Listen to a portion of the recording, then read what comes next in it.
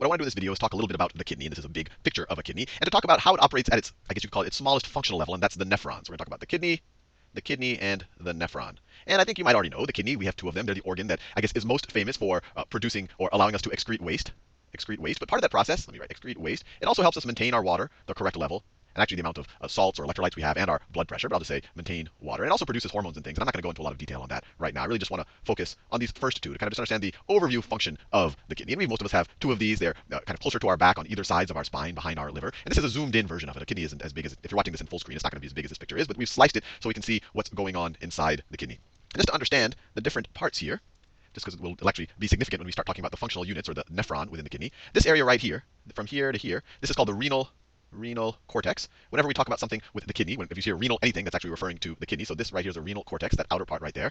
And then this area right here, this is the renal medulla. The medulla comes from middle, so it's you can almost view it as the middle of the kidney. Renal medulla. And besides just understanding these words, we're going to see that they actually play a very important role in this actual filtration or this excretion of waste and this ability to not dump too much water or excrete too much water when we're trying to filter out our blood. So I've said before, and you might have heard it already from other lectures or from other teachers, that the functional unit of the kidney is the nephron.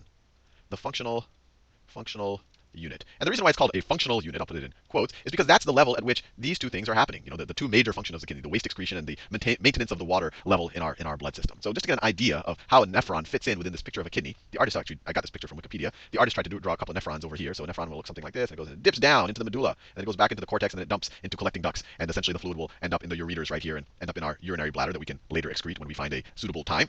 But that's about, I guess you can imagine the length of a nephron. It goes, this is where it starts, and it dips down again. So multiple nephrons are going to keep doing that, but they're super thin. These tubes, or these tubules, maybe I should say, are super thin. An actual kidney, your average kidney, will contain on the order of 1 million nephrons. 1 million nephrons. So even though you can't really say nephrons are microscopic, they kind of have at least their length when they dip down, you say, oh, that's I can see that distance. You can still jam a lot of them inside of one kidney. Well, with that said, let's actually figure out how a nephron how it filters the blood and actually make sure that not too much water, not too much of the good stuff in our blood ends up in the urine. So let me draw here a nephron. So I'm going to start like this. So I'm going to start with the blood flow. So the blood's going to come in an arterial. That's an arterial capillary, you could say. So it's going to come in like that. This is actually called the afferent arteriole. You don't have to know the names, but you might see that sometime. Arteriole. Blood is coming in. Then it goes into this big windy place. And it really winds around like that. This is called the glomerulus. This is the glomerulus. And then it leaves via the efferent arteriole. Efferent. Let me switch colors. This red is getting monotonous. This is the efferent arteriole.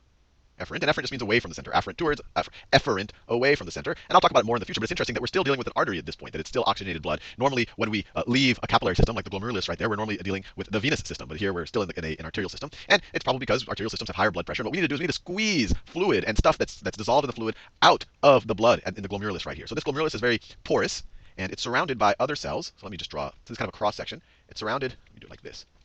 It's surrounded like that by this structure, and these are cells here, so you can imagine these are all cells over here. And of course, the actual capillaries have cells that line them, so there are cells here. So when I draw these lines are actually made up of little cells. What happens is the blood comes in at really high pressure. This is very porous. These cells out here, they're called podocytes. They filter, they're a little bit more selective in what gets filtered out, and essentially you have about a fifth of the fluid that's coming in. About a fifth of the fluid that comes in ends up going into this space right here. That's called the Bowman's space. Well, actually, this whole thing is called the Bowman's capsule. You can imagine it is it's a sphere with an opening in here that the capillary can kind of wind around in. And the space right here, this is the Bowman's space. No, I mean, it's the space inside the Bowman's capsule. It's the Bowman's capsule. And the whole thing has cells. All these structures are obviously made, or maybe not so obviously, they're made up of cells. And so we end up having filtrate. And the filtrate is just the stuff that gets squeezed out. So I'll call it filtrate. We can't call it urine just yet because there's a lot of steps that have to occur for it to be kind of, to earn the name urine. So it's only filtrate right now. And essentially what gets squeezed out, I said it's about a fifth of the fluid. And things that are easily dissolved in fluid. So small ions, so sodium, maybe some small molecules like glucose, maybe some amino acids. There are tons of stuff in here, but this just to give an idea. The things that do not get filtered are things like red blood cells, or larger molecules, larger proteins. They will not get filtered. It's mainly the micromolecules that'll get filtered, and that'll be part of this filtrate that shows up here in the Bowman space. Now, the rest of what the nephron does, the Bowman's capsule is kind of the beginning of the nephron. And just to get an idea on our big picture of our kidney, if let's say that this is a Bowman's, let's say we're near an arteriole, this is a Bowman's capsule right here. It looks something like that, and the whole nephron is going to be convoluted like this. It's going to dip down into the medulla and then come back, and then it's going to eventually dump into a collecting duct, and I'll talk more about that. So what I've drawn just here, this is a zoomed in version of that part right there. Now what I want to do is zoom out a little bit because I'm going to run out of space. So let me zoom out. So we had our arteriole go in, it gets all bunched in the glomerulus, and then most of the blood leaves, but 1/5 of it gets essentially filtered in to the Bowman's capsule. That's the Bowman's capsule right there. I've just zoomed out a little bit. So we have our filtrate here. Maybe I'll make it a little bit yellow. So we have our filtrate right here. That's the filtrate that just comes out at this point. Sometimes it's called the glomerular filtrate because it's been filtered by the glomerulus, but it's also been filtered by those podocyte cells on the inside of the Bowman's capsule. But now it's ready to go to the proximal tubule. So the proximal tubule sounds like a very, so let me draw something like this. And obviously this is not exactly what it looks like, but it gives you the sense. This right here, this is the proximal tubule. And it sounds like a very fancy word, but proximal just means near, and tubule, you can imagine it's a small tube. So it's a small tube that's near the beginning. That's why it's called the proximal tubule. And it has two parts. The whole thing is often called the proximal convoluted tubule. Convoluted tubule. And that's because it's all convoluted. Not the way I've drawn it, it's all curvy. And I just drew it curvy in 2 dimensions. It's actually curvy in 3 dimensions. But the reality is there's a curvy part and then there's a straight part near the end of the proximal tubule. So they'll call this whole thing the proximal tubule. This is the convoluted part. That's the straight part. But we don't have to get too picky. But the whole point of this part of the nephron, and just to remember where we are, we're now at this point of the nephron right there. The whole point is to start reabsorbing some of the stuff that is in the filtrate that we don't want to lose. We don't want to lose glucose. That's harder and stuff that we ate that was good for energy. We don't want to lose necessarily as much sodium. We've seen in multiple videos that's a useful ion to have around. We don't want to lose amino acids. Those are useful for building up proteins and other things. So these are things we don't want to lose. So we start absorbing them back. And I'll do a whole video on exactly how that happens. But it's done actively. Since we're using ATP, and just as a bit of a summary, you're using ATP to actually pump out the sodium, and then that actually helps bring in the other things. That's just a kind of a tidbit on what's happening. So we're reabsorbing. So just imagine what's happening. You have cells lining the proximal tubule right now. And actually, they have little things that jut out. I'll do a whole video on that because it's actually interesting. So you have cells out here. On the other sides of the cells, you have an arterial system, or a capillary system, I should say, actually. So let's say you have a capillary system here that is very close to the cells lining the proximal tubule. And so this stuff actually gets actively pumped, especially the sodium, but all of it, using energy, gets pumped back into the blood selectively. And maybe a little bit of our water. So we're pumping back some sodium, some glucose, and we'll start pumping a little bit of the water back in because we don't want to lose all of that water. If all of the water that was originally the filtrate, we were just leaving our urine, we'd be excreting gallons and gallons of water every day, which we do not want to do. So that's the whole point. We're starting the absorption process, and then we'll enter the loop of Henle. And actually, this is, in my mind, the most interesting part of the nephron. So we enter the loop of Henle, and it dips down, and then comes back up. So the loop of Henle. And so most of the length of the nephron is the loop of Henle. And if I go back to this diagram right here, if I'm talking about the loop of Henle, I'm talking about this whole thing right there. And you can see something interesting here. It crosses the border between the cortex, this light brown part, and the renal medulla, this kind of reddish or orange part right there. And it does that for a very good reason. I'm going to draw it here. So let's say this is the dividing line. This is the dividing line right here. This right here is the cortex. This right here is the medulla. So the whole point, well, there's 2 points of the loop of Henle. The loop of Henle. One point is to make the medulla salty. Make the renal medulla salty. And it does this by actively pumping out salts. So it actively pumps out salts, and it does that in the ascending part of the loop of Henle. So this is the ascending part. So it actively pumps out salts, sodium, potassium, chloride, or chlorine, I should say, chlorine ions. It actually actively pumps out these salts right here to make the entire medulla salty, or if we think about it in terms of kind of osmosis, make it hypertonic. You have more solute out here than you have in the filtrate that's going through the tubule. So what it does is it makes it, and it uses ATP to do this. All this stuff requires ATP to actively pump against the concentration gradient. So this is salty. It's salty. And it's salty for a reason. It's not just to take back these salts from the filtrate, although that's part of the reason, but by making this salty, so this part, the ascending part, is only permeable to these salts and these ions. So only ions, it's not permeable to water. So we could say not permeable to water. Not water. The descending part of the loop of Henle is only permeable to water. Only water.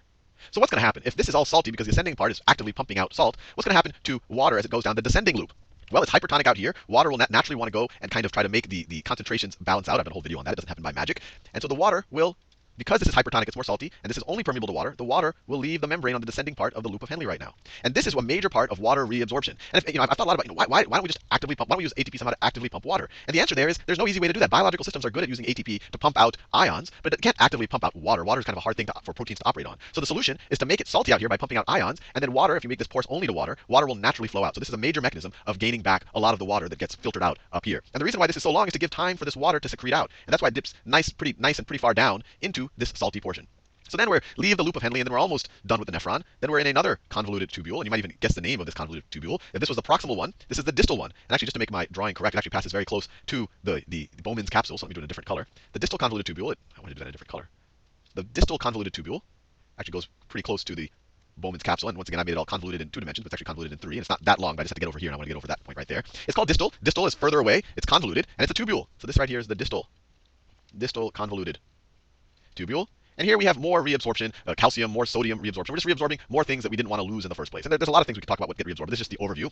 And we're also reabsorbing a little bit of more water. But then at the end, right here, our filtrate has been processed. A lot of the water's been taken out. It's a lot more concentrated. We've reabsorbed a lot of the salts, electrolytes that we want. We've reabsorbed the glucose, a lot of the amino acids. Everything that we want, we've taken back. We've reabsorbed. And so this is mainly waste products and water that we don't need anymore. And then this gets dumped into collecting ducts. And you can kind of view this as a trash chute of the kidney, where multiple nephrons are going to dump into this. So that might be the distal tubule of another nephron right here. This is a collecting duct, which is just a tube that's collecting all the byproducts of the nephrons. And the interesting thing is, collecting duct further goes into the medulla again. It goes into the medulla again, to the salty part again. So if we're talking about the collecting duct, maybe the collecting duct's coming back into the medulla, collecting all of the filtrate from the different nephrons. And because it goes back through that super salty spot in the medulla, we actually have hormones called antidiuretic hormone that can dictate how porous this collecting tube is. And if it makes it very porous, it allows more water to leave as we go through the medulla because it's very salty. So the water will leave if this is porous. And when we do that, what that does is it makes the filtrate, and we can maybe start calling it urine now, even more concentrated. So we don't lose, so we lose even less water, and it keeps collecting until we end up here, and it leaves the kidney and goes via our ureters to the urinary bladder. So hopefully you found that helpful. And I think the neatest thing here is just how we actively reabsorb the water and how we, in my mind, that is the neatest part in the loop of Henle. Well, actually,